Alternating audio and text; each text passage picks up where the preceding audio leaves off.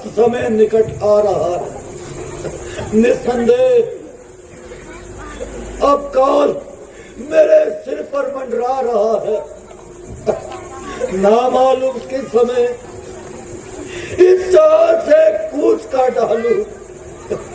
प्यारी, मैंने अपनी मूर्खता से न केवल अपना सत्यानाश किया, बल्कि तुम्हारे नाजुक दिल को भी पाश पाश कर दिया। इसलिए मैं दोनों हाथ जोड़ता हूँ, मेरे अपराध को माफ कर दो और मेरे लोग का मार्ग साफ कर दो। शायद किसी कारण मेरी चाल नहीं निकल रही।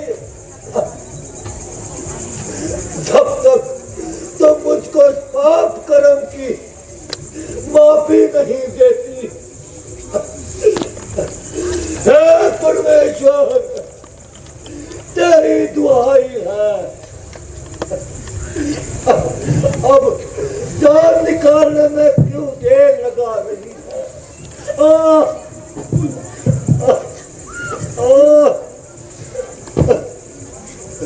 प्राणनाथ, आप ये कैसे शब्द मुझसे बोल रहे हो और क्यों मुझे पापों के गड्ढे में डाल रहे हो? आपका दर्जा मेरे लिए परमेश्वर के समान है।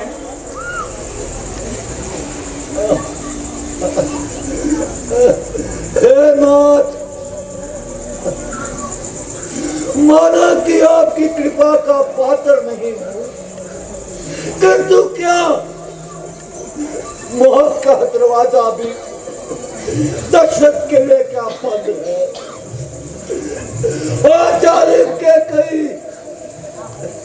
पति को डसने वाली नागिन, अब तो तेरा कलेजा ठंडा हो गया ना? ओ बेरहम, तूने मेरी वफा का खूब बदला दिया। ओ बेवफा के कई, मेरी तो इस दुनिया से कूच करने की तैयारी है। अब तो चार बेटे होते हुए आखिरी समय में कोई भी मेरे पास नहीं है। राम राम, बेटी सीता।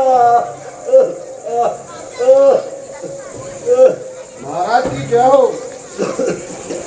महाराज, मंत्री जी तशरीफ लाए हैं। अरे अरे, जल्दी से बुलाओ, उन्हें मेरे पास बुला लाओ। जाओ, जो आ गया महाराज। जल्दी जाओ। राम राम, बेटा राम। महाराज की जय हो। मंत्री जी, कहो मेरे हंसों के जोड़ों को साथ लाए हो।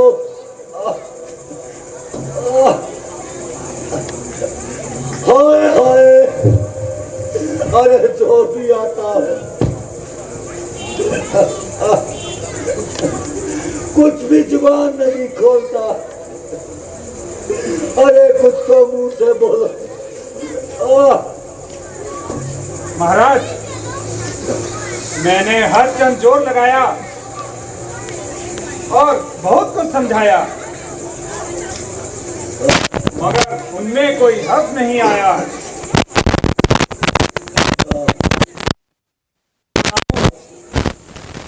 हाँ, कुछ सुनाने को दिल जाता है और ना चुप ही रहा जाता है। मैंने बहुत जोर लगाया, बहुत समझाया, मगर उन तीनों में साफ इनकार कर दिया। हाँ, अरे मंत्री जी, ये तो मुझे पहले ही पता था। उनका वापस आना सख्त मुहाल है। हाय शोक, अरे मेरी तो किस्मत ही फूट गई। अब तो रही सही उम्मीद भी टूट गई। मंत्री जी, राम ने कुछ तो कहा होगा। आपको और माताओं को हाथ जोड़कर प्रणाम किया है। प्यारी सीता का भी कुछ हाल सुनाओ। वह बार बार अयोध्या की तरफ देख रही थी। मेरे लक्ष्मण का भी कुछ हाल सुनाओ। उनकी तबीयत पर महारानी की कार्रवाई का सख्त मलाल था। बेटा लक्ष्मण, गुस्से के मारे आंखों का रंग लाल था।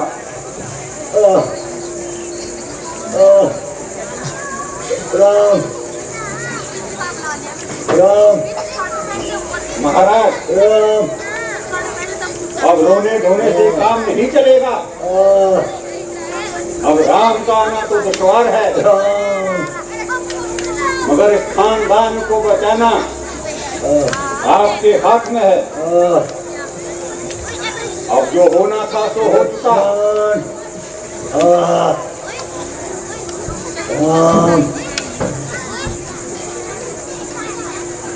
आप अपने आप को संभालो और सारे खानदान को नष्ट होने से बचा लो। गुरुजी, आपकी ये तसल्ली अब मुझको कोई फायदा नहीं पहुंचा सकती। अच्छा, अब अपना काम संभालो और मेरे रास्ते में अब रुकावट न डालो। राम, मुझे माफ कर दो। लक्ष्मण बेटा, मुझे माफ कर दो। प्यारी कुशल्या, तुम महान हो जो इतना कष्ट सहने पर भी मुझसे पसंद हो। प्यारी सुमित्रा, विदा। क्या रहेगा, मैं चला।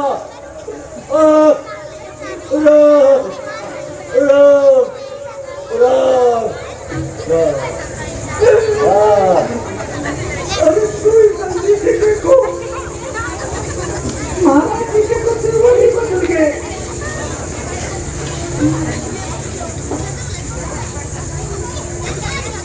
अफसोस, महाराज अब इस दुनिया में नहीं रहे। क्या बोल रहे हो? हाँ महारानी जी, अब तो बिल्कुल ही आस टूट गई है। महाराज जी,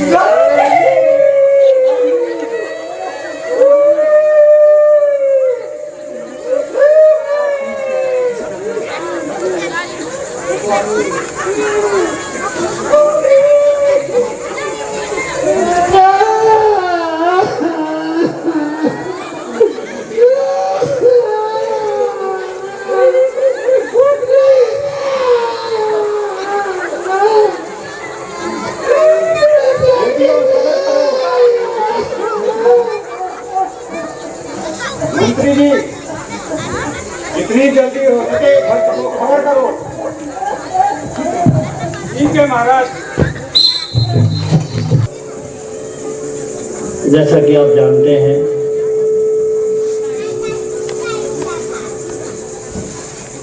ये थोड़ा दुखद सीन था।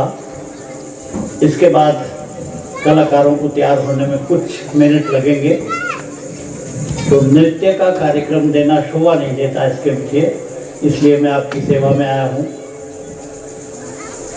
आज स्कंद माता नवरात्रि की 5वीं देवी का पूजन था।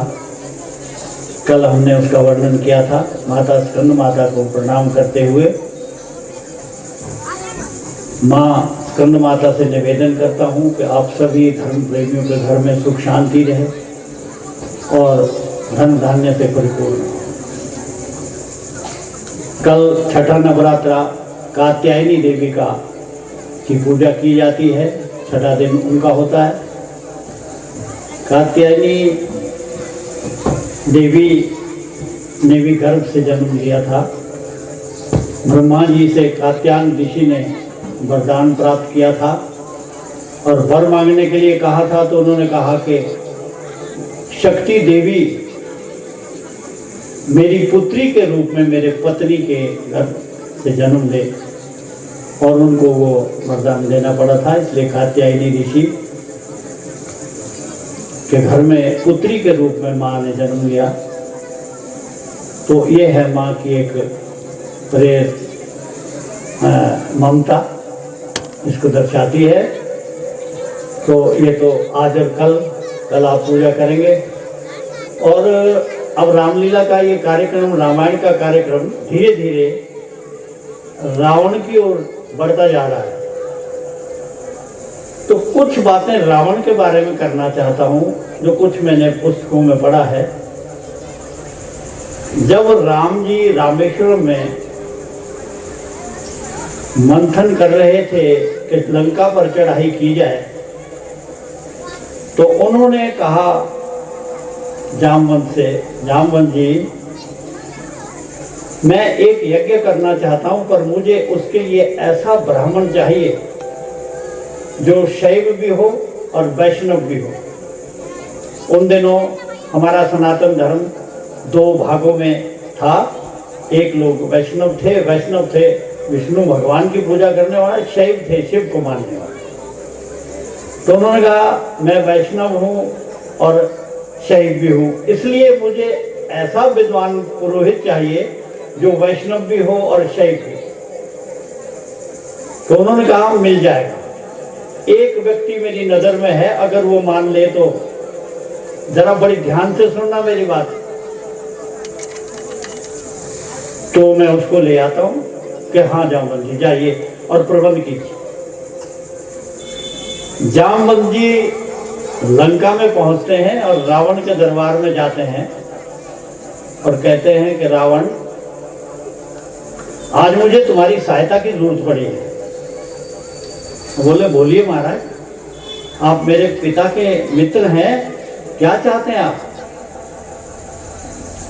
तो जामवंत ने कहा मेरे यजमानों को एक ऐसे पुरोहित की जरूरत है जो शैव भी हो और वैष्णव भी हो,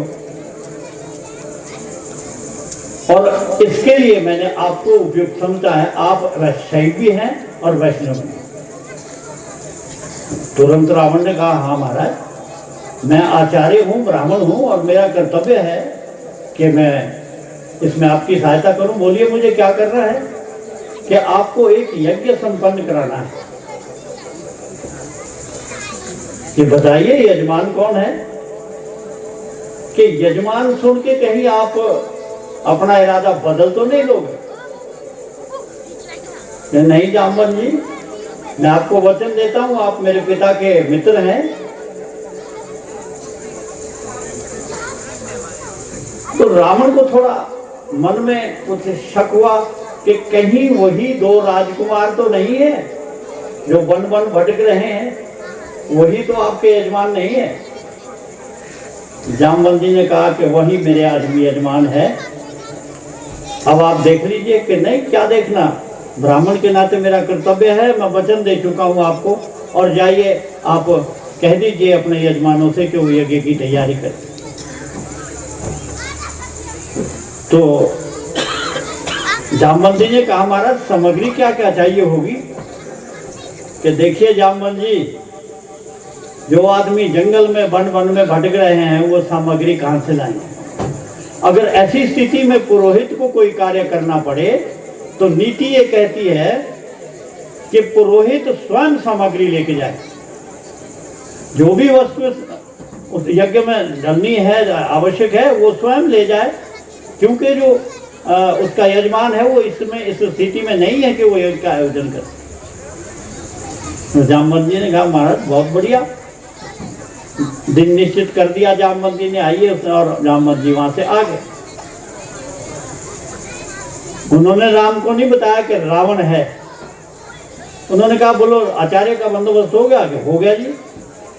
उधर से रावण मेघनाथ को बुलाता अपने पुत्र को कि देख मेघनाथ, मैं अपना कर्तव्य निभाने जा रहा हूं, शायद ये बात तुम्हारी समझ में ना आए, लेकिन ये यज्ञ जो है पत्नी के साथ बैठे हुए बिना पूर्ण नहीं हो सकता, और यज्ञ करने वाले हैं राम और लक्ष्मण, इसलिए आप अपनी मायावी शक्ति का प्रयोग करते हुए सीता जी को मायावी शक्ति के माध्यम से रावण के क्षमा कीजिए, राम के बाईं ओर बिठा देना जब मैं यज्ञ का काम आरंभ करूं, और इसका मालूम ना सीता को चले ना राम को। ठीक है महाराज, हो जाएगा। और उसने ऐसा ही किया। यज्ञ का काम हुआ, सारा यज्ञ हुआ समुद्र के किनारे रामेश्वरम में। और बाद में जब रावण का यज्ञ संपन्न हो गया, उसने कि महाराज आशीर्वाद दो, तो रावण ने आशीर्वाद दिया, विजयी भव। तो राम जी खड़े हुए कि महाराज दक्षिणा, कि आपसे क्या दक्षिणा मांगू, तो आप तो बन बन भटक रहे हो, मैं आपसे क्या दक्षिणा मांगू और क्या दूं? कि नहीं महाराज, इस तरह से तो मेरा यज्ञ सफल नहीं हो पाएगा, दक्षिणा तो आपको देनी होगी, बिना दक्षिणा के यज्ञ जो है वो सफल नहीं होता। कि अच्छा देना ही चाहते हो? कि हाँ। कि अच्छा मुझे वचन दो कि जब मेरे प्राण का अंत हो तो आप दोनों भाई मेरे सिरहाने में खड़े हो। महाराज ये कैसी दक्षिणा है? कि मेरी इच्छा है, मेरी मर्जी है। मैं कहा लीजिए महाराज, वचन देता हूं आपको, कैसा ही हो गया यज्ञ। अब जिस दिन आपने रावण को आग लगानी है, उस दिन मेरी बात जरा याद आना लगाना, बल्कि क्या कर रहे हैं हम? एक उच्च कोटि के विद्वान था। क्या था असल में? वो परीक्षा ले रहा था रावण कि अगर ये राम जो है विष्णु भगवान का अंश है तो मेरा अंत आ गया है, और इससे बढ़िया मौका मुझे नहीं मिल सकता कि मैं इनके हाथों वैकुंठ को चला जाऊं। और अगर ये विष्णु का अंश नहीं है तो मेरे हाथों बच नहीं सकता। तो ये मंदोदरी के वार्तालाप में आएगा। तो रामायण जो यहाँ की जाती है नाटक रूप है इसका, इसके नाटक रूप में थोड़ा ऊपर नीचे करना पड़ता है मंच के लिहाज से, नाटक के लिहाज से, लेकिन ये बात मैंने आपको एक बहुत गूढ़ की बताई है, और इस प्रकार के गीत आज भी दक्षिण भारत में गाए जाते हैं।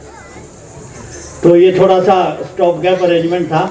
आपने मेरी बात को बहुत ध्यान से सुना, पर जिस दिन उस दिन भी याद कर लेना जिस दिन आप रावण को आग लगाओगे। तो रावण एक बहुत विद्वान व्यक्ति था, ब्राह्मण था, लेकिन अपने कुछ कृत्यों के कारण, अहम के कारण, मैं आज भी ये कलयुग में मैं इतनी बढ़ गई है,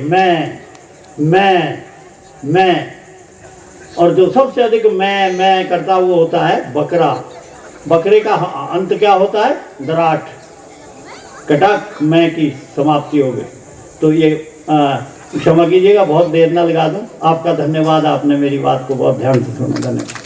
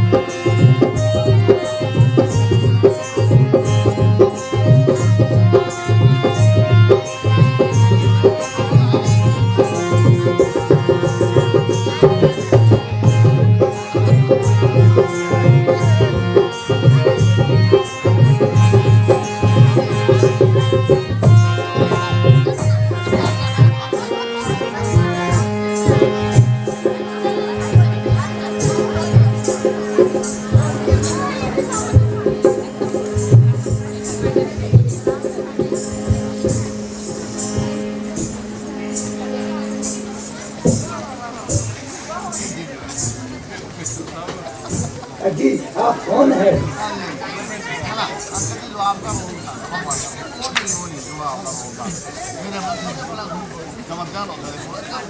अगर कोई हर्ज न हो तो मुझे अपना परिचय कराओ। देवी, हम अयोध्या के राजा दशरथ के जाए हैं और 14 वर्ष के लिए पिताजी की हुक्म से वनों में आए हैं। यह लक्ष्मण मेरे छोटे भाई है और यह सीता मेरी धर्म पत्नी है और मेरा नाम राम है। कहिए आपको हमारे से क्या काम है? अपना निवास स्थान और पता बता दीजिए।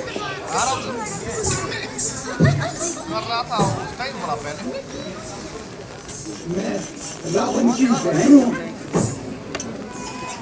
खूबसूरती में अपने आप ही नाज़ीर हूँ। नाम के हिसाब से मुझको सूर्पनखा कहते हैं। यद्यपि बहुत से राजकुमारों का बहुत मुझ पे दिल आया, मगर बंदी ने किसी को भी खातिर में नहीं लाया।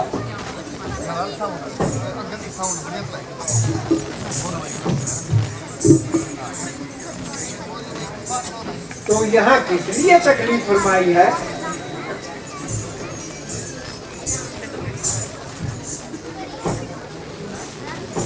इसलिए कि तुमने सूर्पनखा के दिल में जगह पाई है। देवी, यह तुम्हारी पहेली मेरी समझ में नहीं आ रही।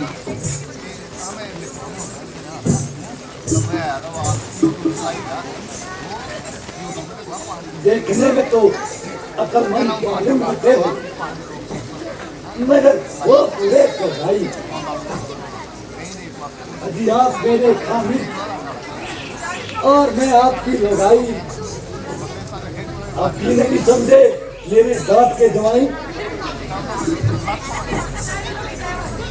जब तुम अच्छे अच्छे राजकुमारों को खातिर में नहीं लाई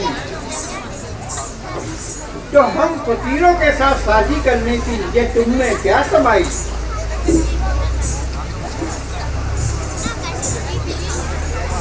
तबीयत है जहाँ पे आ गई, फिर कौन बादशाह और कौन बुराई। अफसोस, मैं तुम्हारी ये अभिलाषा पूरी नहीं कर सकता क्योंकि मेरी सीता मेरे साथ है। हाँ, अगर लक्ष्मण से कुछ बात बनती है तो आप उनके पास जाइए। इस टाइम वो अकेला है।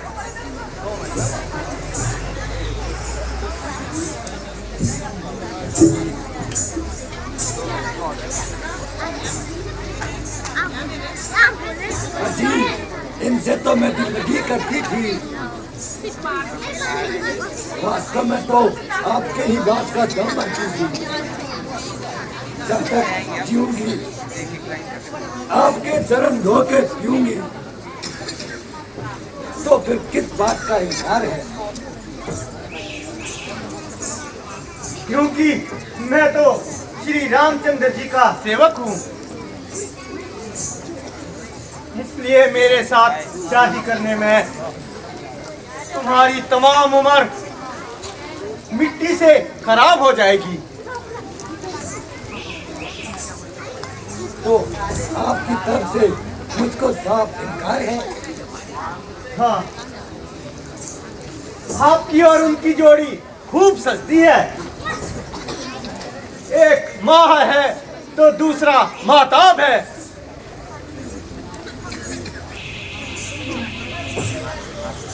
मगर वो तो कहते हैं कि दूसरी शादी इनके लिए इनकार है।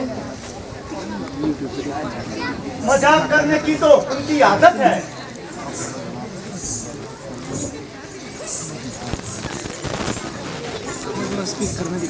अजी आप मुझे क्यों परेशान कर रहे हैं? ये छोकरा तो बिल्कुल ही नादान है। भला इन बातों की उसे क्या पहचान है?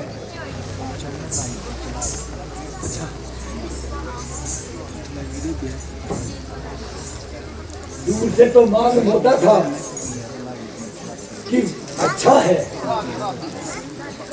देखते ही देखते दिल कोसों दूर हो जाता है। ऐसी सूरत में तो मैं थूकती भी नहीं। देवी, मुझ पर तो मेहरबानी करो और अपने फैसले पर दोबारा से नजर पाओ। यदि तुम सची हो, वह बावजूद शादी करने के लिए भी है। मेरी तो शादी हो चुकी है, मुझे माफ कर दो।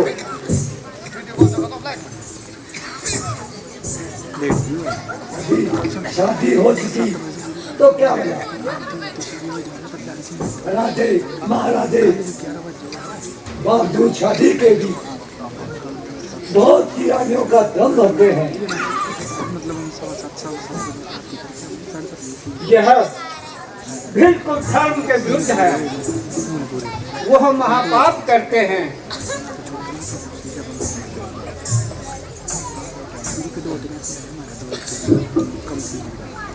अजीब, आपने किस बांगलू के पास भेज दिया जिसको ना बोलने का तरीका है ना ही प्यार करने का तरीका है। वो तो आधे दर्जे का बदतमीज है। शक्ल देखो जैसे बच्चों का मरीज है। वो तो जिस लायक था वैसी जाली रोटी इसके ऊपर गुजर गई। दोनों की अच्छी जोड़ी मिल गई। अब हम और तुम और इस जंगल में तुम।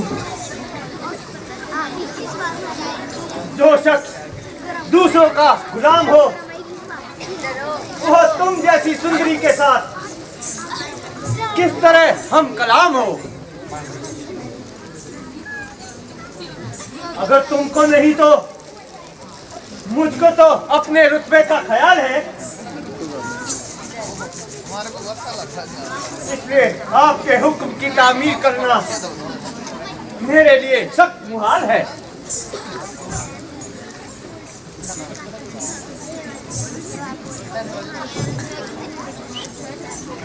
अजी बस माफ कीजिए, बहुत हो चुका, बहुत देर लग कर चुकी।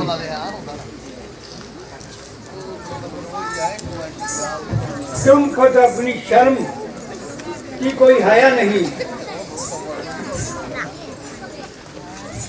मेहरबानी करके यहाँ से जल्दी दफा हो जाओ। समझ गई।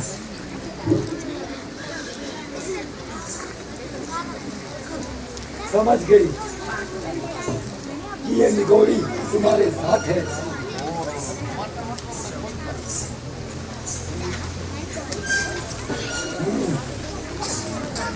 पहले इसी की मिट्टी ठिकाने लगाती हो।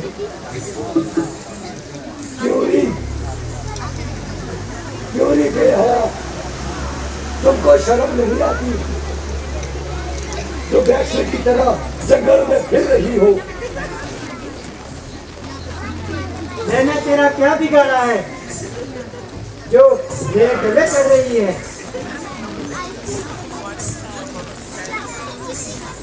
भ्राता लक्ष्मण। जी भ्राता जी। इसकी रग रग से शरारत टपक रही है। हमारा पीछा छोड़ा तो सीता की ओर लपक रही है।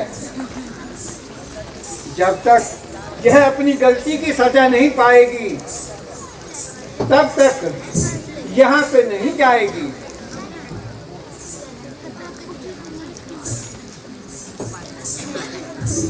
ओ बेहया,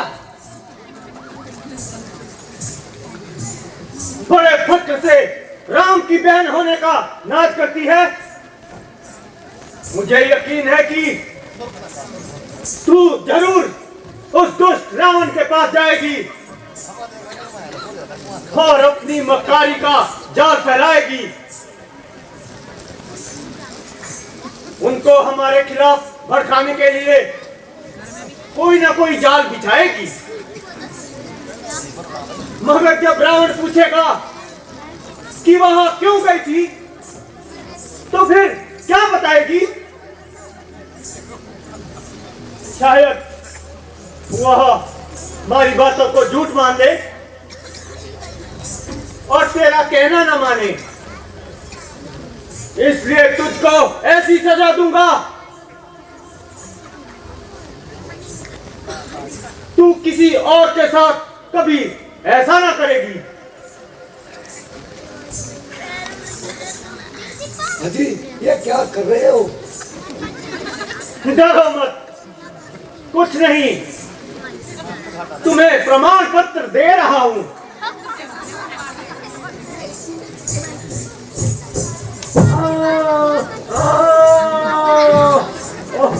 मेरी नाक कट गई। माताश्री, माताश्री, मेरी नाक कट गई।